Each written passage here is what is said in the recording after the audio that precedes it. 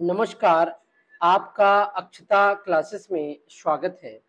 आज हम रामधारी खंड 1 की प्रतिलेखन संख्या 41 की डिक्टेशन करेंगे, जिसकी स्पीड 60 शब्द प्रति मिनट होगी। आपकी डिक्टेशन अगले 5 सेकंड में शुरू होगी। 5, 4, 3, 2, 1 स्टार्ट। अध्यक्ष महोदय, सरकार चाहती है कि अन्न के मामले में देश आत्मनिर्भर बने, तो मेरा सुझाव है कि जिन जगहों पर काफ़ी संख्या में ट्रैक्टर से काम लिया जा रहा है, आपको कोई कारखाना खोलना चाहिए और सस्ती कीमत पर उनकी मरम्मत की व्यवस्था करनी चाहिए। आप बाहर से ट्रैक्टर मंगा रहे हैं। मैं समझता हूँ कि यह सारा रुपया व्यर्थ व्यय किया जा रहा है। मेरा सुझाव है कि इस देश में ही ट्रैक्टर बनाया जाए। बाहर से खेती के सामान जो आ रहे हैं, कारखाने से होकर ही आ रहे हैं। इनको जहां भेजना हो वहां सीधा भेजा जा सकता है, किंतु हो यह रहा है कि पंजाब सरकार द्वारा इनको सारे देश में वितरित किया जाता है।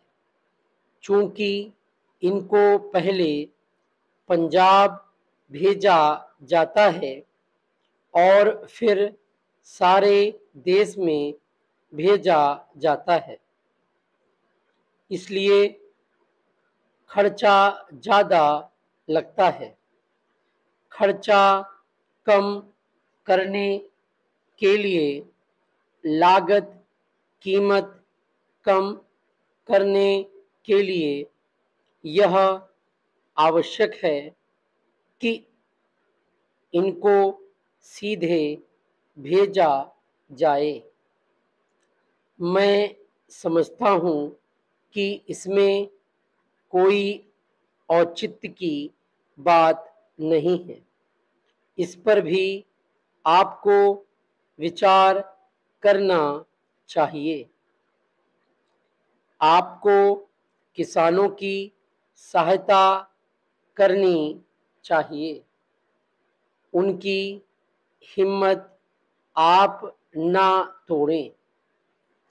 हमें चाहिए कि उनको हम सस्ते दामों पर खाद दें, बिजली दें, बीज दें और पानी भी दें, लेकिन ऐसा ना करके हम देख रहे हैं कि हर चीज के दाम बढ़ाए जा रहे हैं।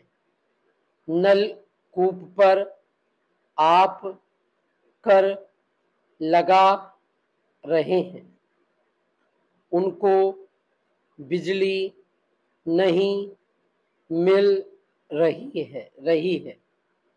इस ओर आपका ध्यान जाना चाहिए।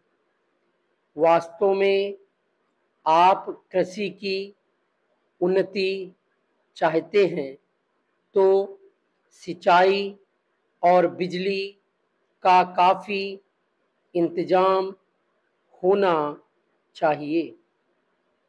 जब तक सिंचाई और बिजली का इंतजाम नहीं होगा, तब तक खेती की उन्नति नहीं हो सकती। अब तक सिंचाई और बिजली तो एक मंत्री के हाथ में है, लेकिन कृषि दूसरे मंत्री के हाथ में है। ऐसा नहीं होना चाहिए।